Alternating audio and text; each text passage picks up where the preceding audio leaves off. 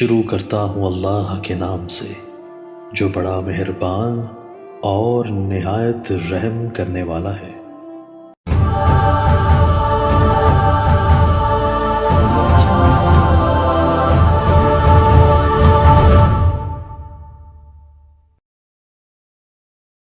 بلند نماز میں آمین آہستہ کہنی چاہیے، چونکہ آمین دعا ہے اور فلسفہ دعا یہی ہے کہ آہستہ کی جائے۔ حضور پاک کی ولادت میں دو قول ہیں، 12 ربیع الاول بھی ہے لیکن صحیح 9 ربیع الاول ہے۔ بہنوئی کی فکر ہے، بہنوئی کا انتقال ہو گیا، بہنیں بھی بستر پر ہیں، اللہ شفا دے، ان کی جتنی خدمت ہو سکتی ہے ضرور کریں۔ لاہور سے عمرے کے لیے آ رہے تھے، راستے میں کویت میں ٹھہر گئے، احرام جس سامان میں تھا، بیت اللہ آئے، پھر مسجد عائشہ گئے، دم پڑ گئی اور عمرہ بھی آپ کا خراب ہو گیا۔ اصل عمرہ تو وہی تھا جو کرنے آ رہے تھے آپ۔ امام کے پیچھے حنفی مسلک میں نہ فاتحہ پڑھیں نہ کچھ پڑھیں، خاموش رہیں۔ ایک بھائی بے روزگار ہے، دوسرا بھائی اس کو کھلاتا پلاتا ہے، ٹھیک ہے جتنی مدد کر سکتا ہے کرتا رہے، لیکن جب تک اس کو مفت کا کھانا ملتا رہے گا وہ کام نہیں کرے گا۔ انڈیا سے جدی آئے، بغیر احرام کے مدینے گئے، پھر احرام باندھ کے، ٹھیک ہے پھر کوئی آپ پر دم نہیں، آپ نے مدینہ پاک کے میقات سے احرام باندھا ہے۔ میں ہندوؤں کے اسکول میں نوکری کرتا ہوں، وہ مجھے جمعہ پڑھنے کی اجازت نہیں دیتے ہیں۔ 3 آدمی کسی مسجد میں جمعہ نہیں پڑھ سکتے، ضرورت پڑا کریں، مجبوری ہے۔ ایک شخص نے اپنی بیوی کو 1 طلاق دی، 5-7 سال ہو گئے ہیں، آپ نے رجوع نہیں ہوتے، ایک ہی گھر میں رہتے ہیں۔ بہرحال آپ تو نکاح دوبارہ کرنا ہوگا، حلالے کی ضرورت نہیں ہے، 1 طلاق پر حلالہ نہیں ہوتا، 3 ہوں تو پھر حلالہ کرنا پڑتا ہے۔ طواف کے بعد 2 رکعت پڑھنا بھول گئے، اب پڑھ لو۔ باہر کبوتر چوک میں عورتیں گندم کے دانے چنتی رہتی ہیں، ان کا عقیدہ ہے کہ خامن سے تو اولاد ہوتی نہیں، کبوتر سے شاید ہو جائے۔ جاہلوں کا کیا علاج ہے؟ میں یہ ریاض سے آئی ہوں، مجھے صفائی بار بار ہاتھ دھونے پڑتے ہیں، یہ بیماری ہے، اس کو کہتے ہیں مسواک سے کاہلی، کسی سائیکاٹرسٹ ڈاکٹر سے دوائی لے لیں۔ نسوار سے وضو تو نہیں ٹوٹتا لیکن منہ گندا ہو تو مسجد میں آنا منع ہے۔ میرے 5 بچے ہیں، 4 ٹھیک ہیں، چھوٹی بیٹی کو تھیلیسیمیا ہے، اللہ اس کو بھی شفا عطا فرمائے۔ میرا جوان بیٹا فوت ہو گیا، صبر کریں، اللہ تبارک و تعالیٰ قیامت میں آپ کے لیے شفاعت کا ذریعہ بنائیں گے۔ میری بچی 18 سال کے، نام تحریم ہے، تحریم نام جو ہے بالکل ٹھیک ہے، کوئی غلط نہیں ہے، تحریم تو سورت کا نام بھی ہے، سورت التحریم اللہ کے قرآن میں ہے۔ بہرحال عورت کو داغ لگتا ہے، یہ دیکھنا چاہیے، اگر 10 دن گزر گئے ہیں پھر داغ لگتا رہے، بیماری ہے، حیض نہیں ہے۔ طواف کے بعد ہلکے احرام اتارا، صفا مروا نہیں کیا، دم پڑ گیا۔ کراچی کے جامعہ اشرف المدارس کے نادم میں تعلیمات حضرت مفتی ارشاد صاحب فوت ہو گئے، اللہ مغفرت فرمائے، اللہ ان کے درجات بلند کرے اور اللہ تبارک و تعالیٰ اس کے ان کے مدرسے کو جاری و ساری رکھے۔ 7 سال ہو گئے ہماری اولاد نہیں ہے، وہ جو میں نے دعا بتائی ہے وہ بھی پڑھتے رہو اور علاج بھی کراؤ کہ نقص بیوی میں ہے یا خاوند میں ہے۔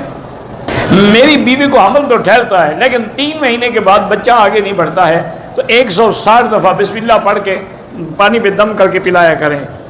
پتہ نہیں، ہم بحرین سے آئے ہیں، جدے میں بہت سارے اصحاب ہیں، آپ سے اللہ ان کو سب کو خوش رکھے جو ہم سے محبت کرتے ہیں۔ گلی کی بلی کو روز کھانا کھلانا کیسے؟ بالکل کھلائیں، وہ بھی جانور ہے، اللہ کی مخلوق ہے، کوئی پیسہ ضائع کرنا نہیں ہے۔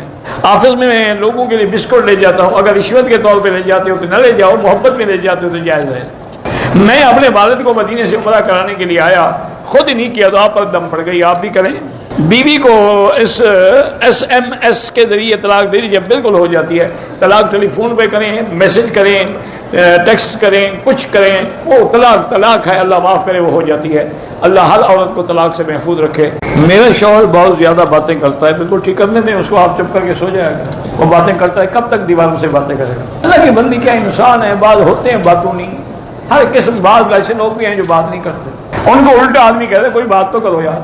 تو یہ اس قسم کی اللہ کی مخلوق ہوتی ہے، آپ بس لاہور پڑھا کریں، درود شریف پڑھا کریں اور سو جایا کریں۔ میرے اوپر اولاد کے حقوق یہ ہے کہ سب سے پہلے تو اولاد کی دینی تربیت کریں، ان کے عقیدے کی اصلاح کریں، ان کو نماز روزے اور دین کی پابندی کرائیں، پھر ان کو تعلیم دلائیں اور ان کو رزق حلال تک پہنچنے کے ذرائع مہیا کریں۔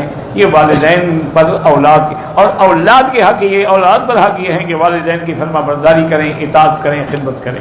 کہتا جی کہ میرا نام 12، آپ کا کوئی نام بھی ہے، میں نے ایک کام شروع کیا تھا جس سے 15 لاکھ روپے میں نے غبن کیا تھا اور اسی 15 لاکھ سے میں نے حج کیا تھا، سبحان اللہ، یعنی خالص حلال سے۔ جب تمہیں پتہ ہی تھا کہ حرام ہے تو حرام سے بھی حج کیا جاتا ہے، یہ تو نعوذ باللہ اللہ کی غضب کو دعوت دینے والی بات۔ آپ توبہ کریں اور وہ 15 لاکھ روپے غریبوں کو تقسیم کر دیں، مدرسے میں کسی دینی مدرسے میں جا کے دے دیں تاکہ تیرا گناہ دھل جائے۔ میں میرا دوست ہے، اس کا نام عباد الرحمان ہے، اس کو میں کوتک سنگھ کہتا ہوں، یعنی کافروں کے نام سے پکارتے ہیں، یہ بہت بڑا گناہ ہے، توبہ کرو۔ کہتے جی کہ میری عمر 33 سال ہے، گھر والوں نے میری شادی 13 سال کی لڑکی سے کر دی، اب وہ مجھ میں دلچسپی نہیں رہے، تو ہوگا نا پھر ایسا تو ہوتا ہے اس طرح کے کاموں میں، جب اتنا بڑا فرق ہوگا عمر میں تو جب تک اس کے حقوق تم ادا کر سکتے تھے وہ راضی رہی، اب آہستہ آہستہ تم ختم ہوتے جا رہے، وہ جوان ہوتی جا رہی ہے، بہرحال کوئی حل نہیں، اللہ سے استغفار کرو، معافی مانگو، توبہ کرو، اس کے حقوق ادا کرنے کی کوشش کرو۔ باقی عورتیں تو کہتی ہیں، سیدھی بات ہے، وہ تو کہیں گی کہ دیکھو تم کیسی ہے اور تمہارا خاوند دیکھو کیسا جنگلی وحشی آدمی ہے، یہ لوگ تو کہتے ہیں۔ یاد رکھیں کہ زکوٰۃ کس پر فرض ہے؟ اس کو فقہا کے نزدیک کہتے ہیں صاحب نصاب۔ صاحب نصاب کا کیا معنی؟ یعنی 7.25 تولے سونے کی قیمت، ضروری نہیں کہ سونا ہو، اتنا پیسے ہو، یا 52 تولے چاندی کی قیمت۔ اچھا، اگر کچھ سونا ہے کچھ چاندی ہے تو پھر دار و مدار چاندی پہ کہ 52.5 تولے چاندی کی جو قیمت ہے، اگر اس کے پاس ہے، چاندی ہے، پیسہ ہے، جو چیز بھی ہے، تو اب اس پر زکوٰۃ فرض۔ اور پھر یہ نہیں کہ مثلا 7.25 تولے سونا ہے تو اس کے بعد جو ہوگا نہیں، وہ سب کی زکوٰۃ دینی ہے، یعنی اگر اس کے پاس 30 تولے ہے تو 30 تولے کی زکوٰۃ دینی ہے۔ اور نصاب زکوٰۃ کیا ہے کہ 2.5%، یعنی 100 میں 2.5 ریال، یوں سمجھیں۔ اب اگر سونا ہے یا چاندی ہے یا اور ان کی قیمت لگا کے پھر وہ 2.5% کے حساب سے زکوٰۃ۔ اب اسی طرح گھر والوں کے لیے سونا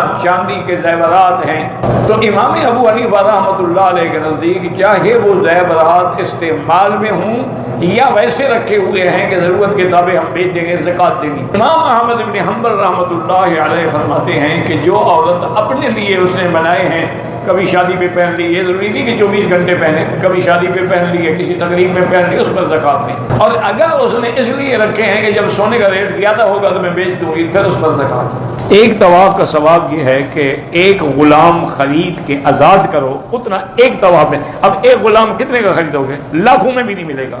اور ایک روایت میں ہے کہ غلام بھی ولد اسماعیل سے ہو، اور ولد اسماعیل سے تو غلام ہو ہی نہیں سکتا، تو اس لیے مانا یہ ہے کہ اس کی ثواب کا کوئی حد کنار ہی نہیں ہے۔